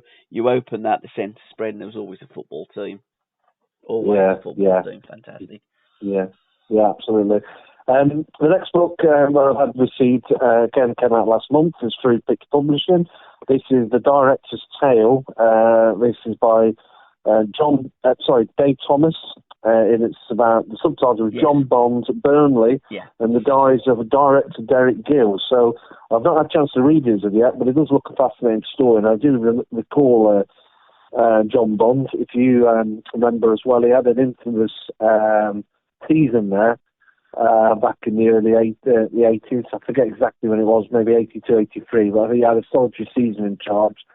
And he spent a lot of money, and he was blamed for wasting a lot of money as well. And they got relegated. And I seem to recall, I remember when he took, I think he was a manager, it might be Shrewsbury, and he took them back to Burnley. So he's managing Shrewsbury about 10 years later. He was advised to stay away. So the Burnley fans, I'll never forget him for how he, took that, because arguably he was one of the reasons why Burnley collapsed down the leagues.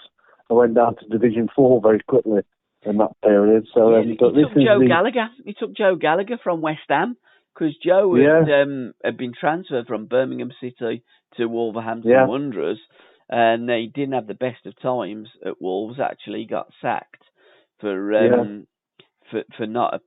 Well, they were doing a promo shoot for a new sponsor, and Joe refused to go on there because the players wasn't going to do it. But Dugan come into the dressing room, got into the faces of all the players, and to a man, they got dressed, put the kit on, and Joe said, "Where are you going?"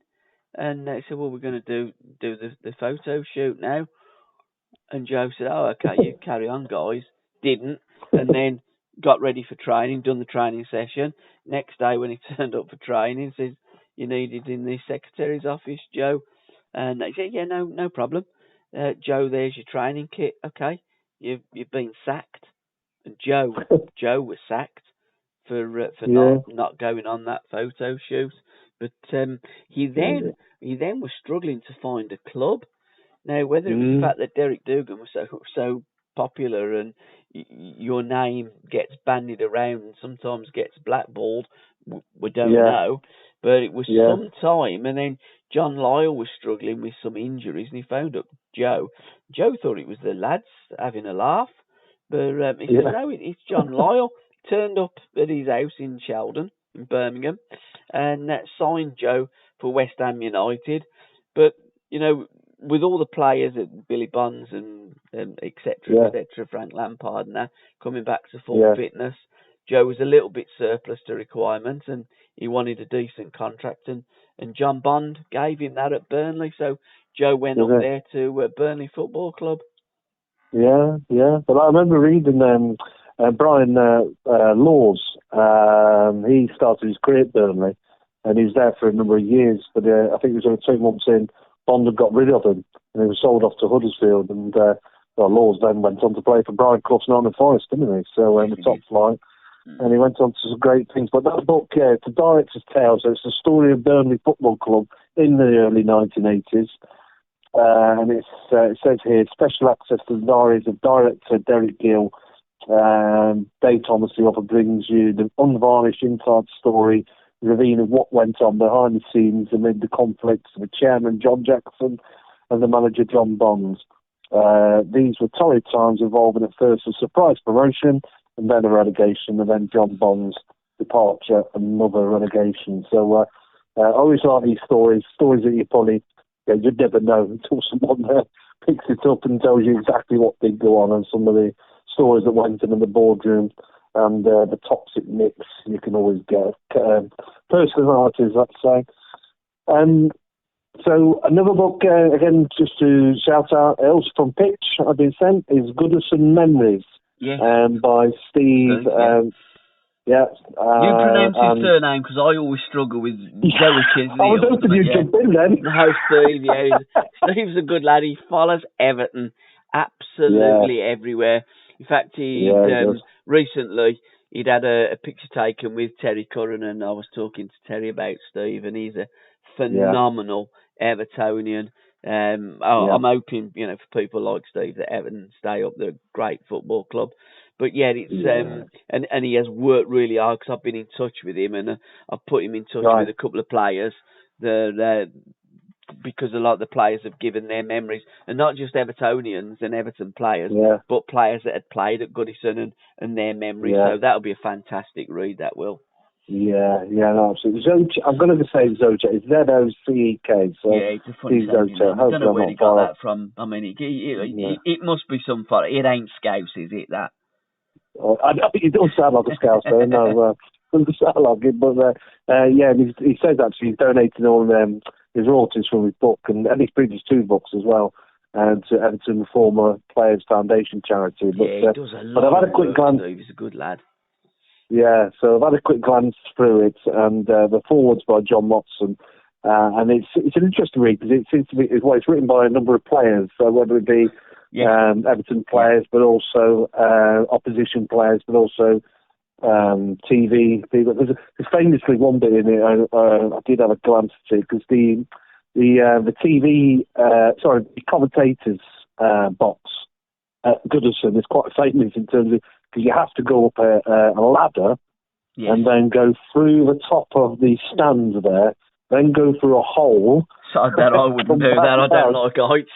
Oh, I know. I wouldn't. Yeah, I remember. I did actually. You might find it somewhere on YouTube. There was definitely someone from, I think it might be Sky or something like that. They did a video of showing you the route up to the gantry. My God, it looks like health and safety nightmare trying to get up there. But yeah, what a ground though, isn't it? Goodison Park. If you've ever been there, it's just I know they've moved to a new stadium, don't they?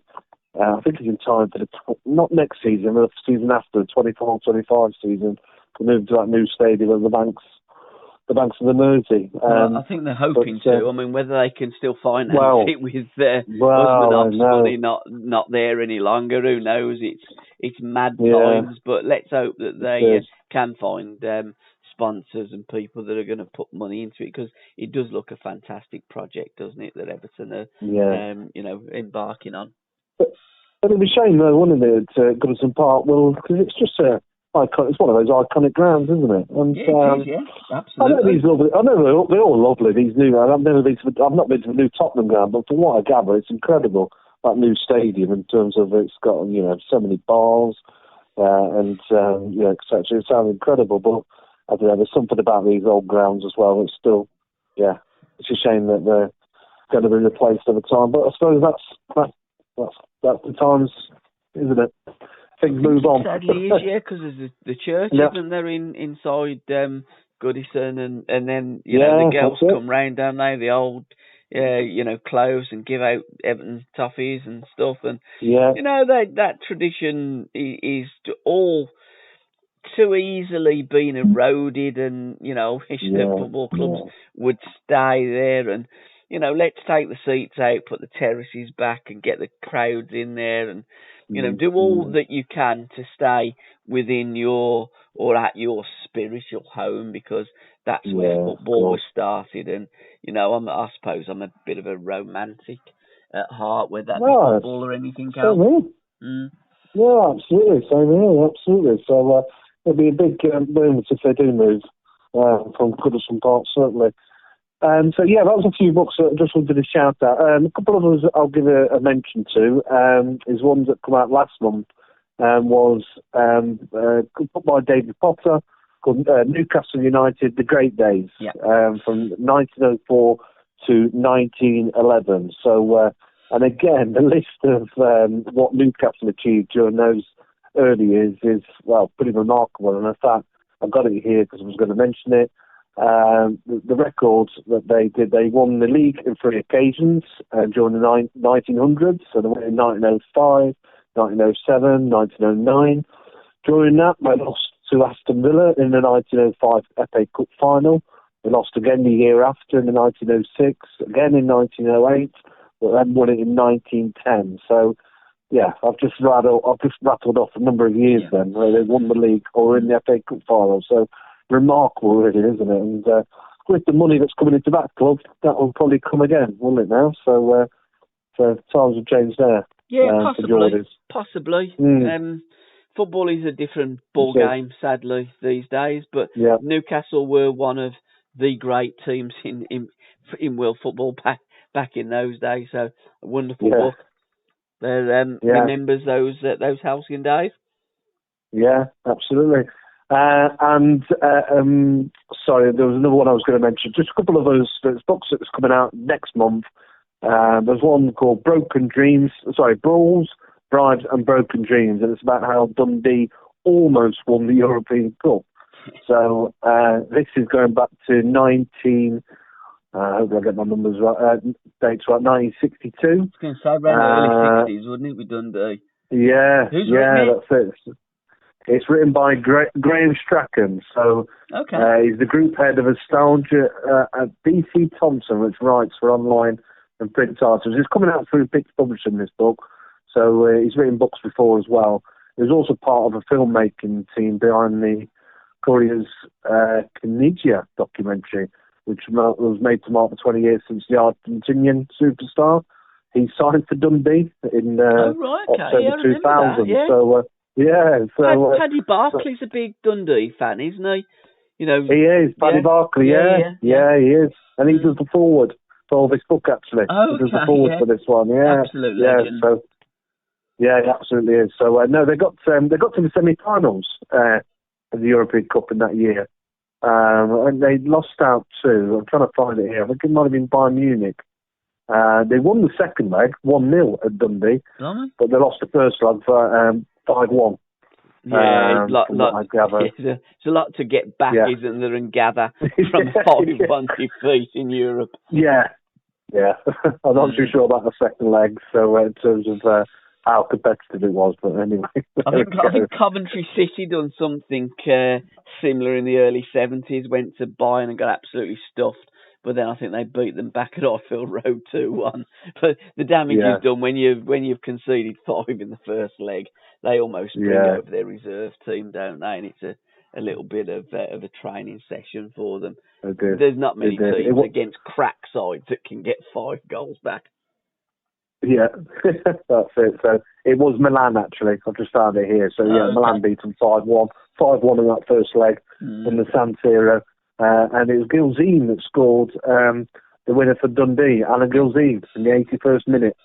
So, the Scottish striker. Next month as well, it's actually due to come out next month, but it's actually moved to September, but I'll still give it a mention. It links into what we were talking about earlier. Is Hispania 82, A Hazy Shade of Summer by the great Stuart Horsfield, who wrote the fabulous Brazil at 82. That came out a couple of years back now, which is incredible. But Hispania 92, it tells the captivating story of the 82 World Cup. And as we talked about earlier, some of the greatest players in the world played in that tournament. Zico, Maradona, obviously, he came onto the stage in 82. Platini, did he play that year as well? Platini would have played 82, I'm sure he would have. Yeah, that's it. So that comes. It was the year of Paolo Rossi, wasn't it, when he scored those? He scored a hat-trick, didn't he, against Brazil when Italy? I think Italy had pretty much drawn all their group games 0-0 and qualified, and then played Brazil, and it was one of the games of not just the 82 World Cup, but the World Cup. But Brazil were they were the poster boys. They were fantastic. They'd ripped teams to pieces, but then they played Italy. Yeah, and if there's anyone out there, any kids that wants to know how to celebrate a goal, just go to YouTube and type in Marco Tandelli. Doing bonkers, they were absolutely mad, didn't they? The passion in his face is incredible, isn't it? I can't think of many celebrations quite like that. No, I don't think you can, no. I mean, iconic, to say the least. You certainly can't with VAR, because VAR nowadays, you're not too sure if you can celebrate. So there you go. Imagine that with Targelli and the rules it out with VAR. He'd have probably smashed the television setting, because he was. In fact, the only other goal I remember being celebrated with more vigour and passion was Diego Armando Maradona when he scored. I think it was the fourth goal against Greece in the World Cup, and he come to the camera, and I thought, blimey, he looks as though he's on drugs. Yeah, he was. And he was. He was. But that was 94, wasn't it? Yeah, USA 94. Yeah. Yeah. Blimey, I mean, Maradona then. Oh, grief. And that segues into another book to mention that is coming out in May, so by Stephen Scragg. So it's In the Heat of the Midday Sun. Yes. And it's the story of the 1986 World Cup, which, of course, Diego Maradona is, obviously rightly known for. So that's Terry Butcher about Maradona in '86. He's a big fan. yeah, he is, isn't he? Steve Hodges as well, isn't he? They love. Yeah, they love Steve Hodge. Them players of '86, they love Steve Hodge. But Terry, I went to see Terry Butcher a couple of weeks ago now at the sports bar in Wollaston, the Britannia Sports Bar. Wow. And I go there quite a lot. Andy Blair does the hosting. I sit down and have my tea with Andy, and Terry was there that night, so we were having a chat previously. But then when he was talking about 1986, I promise you, he's no fan of Maradona. No fan. And I asked him, I said, because, we could ask a couple of questions, and the question I always like to ask on my podcast, my 70s podcast, is, if you could replay any game that you played in, what game would you replay? Straight away, Butch said 86, that bastard Maradona. Again, I think of Barry Davies. He was doing the commentary, wasn't he? Mm. And he said, when obviously scored that second goal, he's got a Burgacharo to his left, and I can't remember exactly the words he said.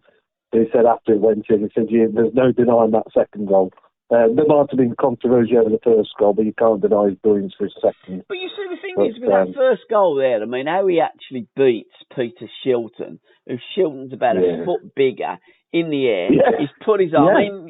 I mean, I'll promise you now, if Terry Butcher would have been in goal, he would have smashed Maradona. He would have took him out because he'd have just punched him. I mean, Shilton, I don't know what Shilton was doing, but without a doubt, listening to Terry, being in Terry's company, he would have took Maradona's head off. And if he could have, he took his legs out as well. Yeah, it's an amazing job because, as you probably imagine, he would be on the front of that cover of that book, and it is on the front. Diego Maradona. You see the way he's actually, I'm looking at him now, for a little small man, he's got an incredible leap. Oh, to get up above Shilton. It's unbelievable, isn't it?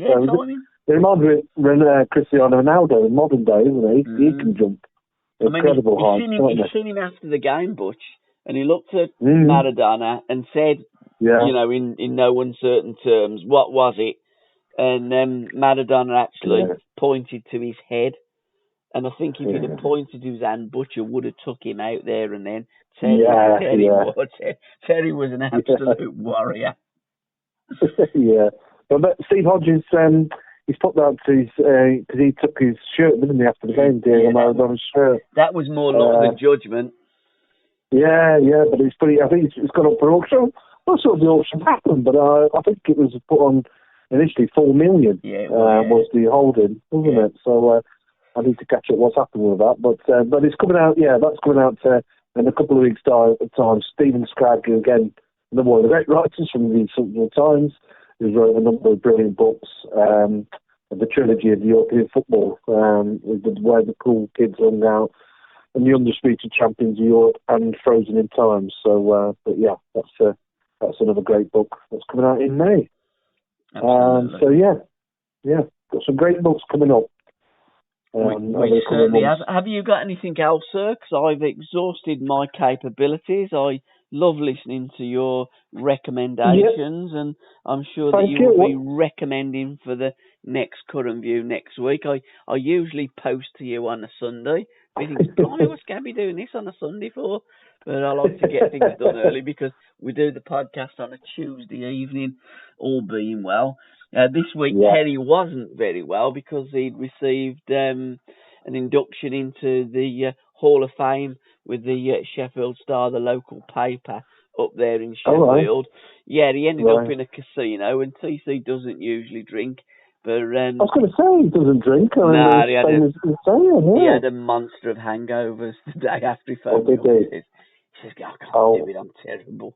So we've done it on the Thursday. But no, Curran, Terry never drinks. I mean, when he played all through his career, it was Coke that he drunk. He didn't. But he would have a couple occasionally. But when you don't drink, it really hits you. And Big Ron was up there, and he can drink with the best of them. Thanks for reminding me, because there is one book I did want to give a shout out just before we wrap up, Paul. There's one I wanted to mention. It's important to do because it's by a guy called Johnny Brick, who does provide for me and myfootballbooks.com a number of reviews for book reviews.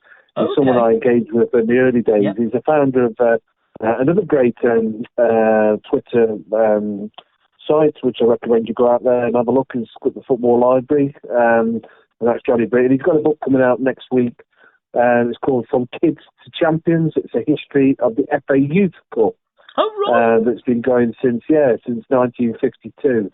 So, which has showcased future stars, including Matt Busby's legendary babes. So, and the Youth Cup final itself comes out.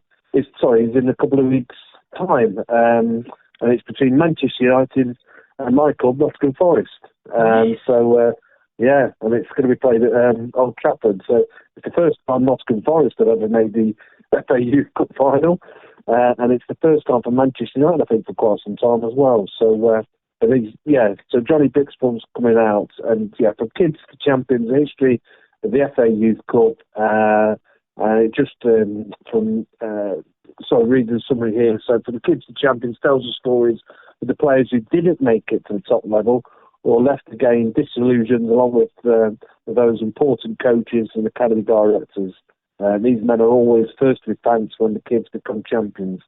So we all know the great footballers that come through the youth level, but there's so many footballers that you've never heard of, you never will hear of, that sadly never make it. That's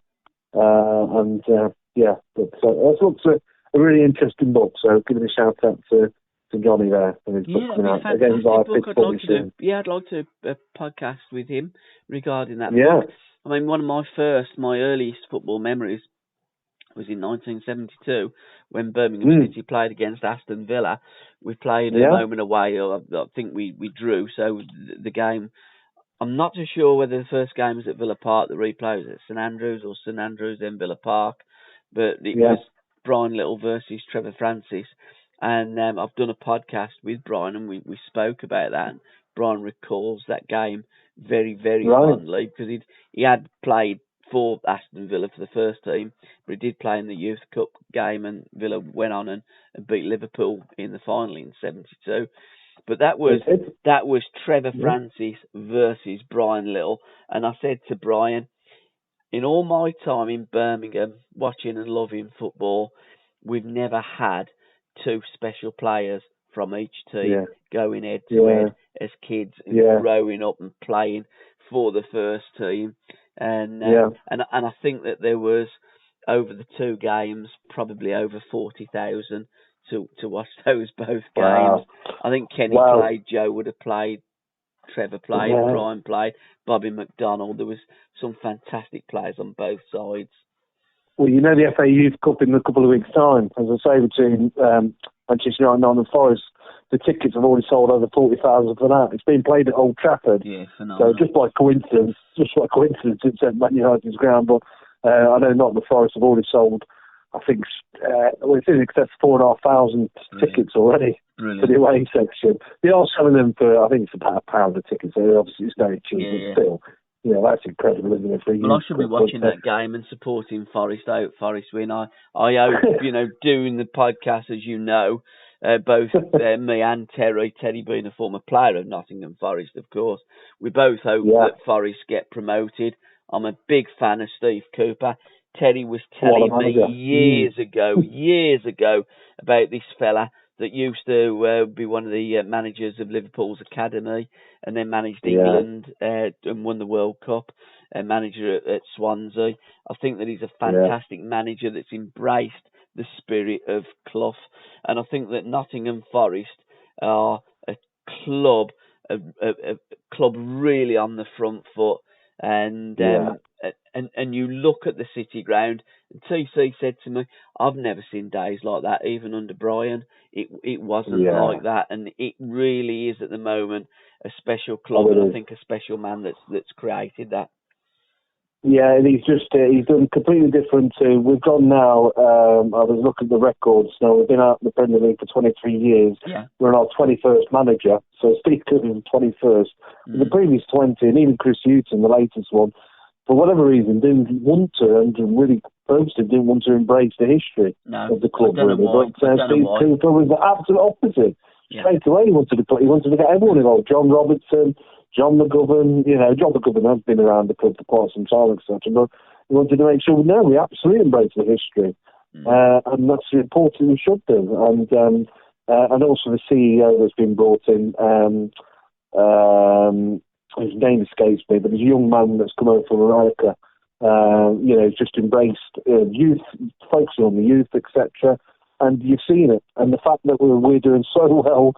Perhaps going into the Premier League this season, and we've got to the Youth Cup final. Just shows you to just get everything right, concentrate on the right things, get the club running correctly. So every club can do it. It's just going to get the right ingredients all together. But he's doing great stuff, Steve Cooper. Absolutely. Really Swansea, then Bournemouth away, and then Hull City at home. I think Hull City. I think it might have been Brian's first game against Hull City. Yeah. I know that Hull City was a game that Forest played in the early days of Brian Clough, when they were just above the drop zone in the which is now the Championship, which is the level that they are now. But Forest, if the results go their way, will get automatically promoted, and I really hope that they do, because the City ground is a special place, and Forest are a special football club. Yeah, it's been a special season, so the atmosphere has been great this season. So I'll probably regret it if we did get promoted to the Premier League, because then we'll start getting thrashed every well, that every can season, happen, which is sad. Yeah, but I look at some of the players, haven't they? Yeah, I look at some of the players and I think, you know what? Yeah. I'd like to see some of them Forest players, them young players, with a little bit of experience and a good manager going up there and playing football the way that they've been playing, and the way that Brian preached the passing game. And Stevie Cooper is a disciple of Brian Clough and a throwback. So good luck to Nottingham Forest. I'm fully behind you, and hope to see you in the Premier League next season. Excellent. Great stuff. Thank you. So, linking it back to that book, so the Youth Cup. So, be an interesting read, that one, definitely. So, a different name on the trophy, so hopefully on that one as well. Absolutely. So keep promoting these football books, Andy. We will reconvene in another 4 weeks' time, and giving another bout of football book reviews and promotions, etc.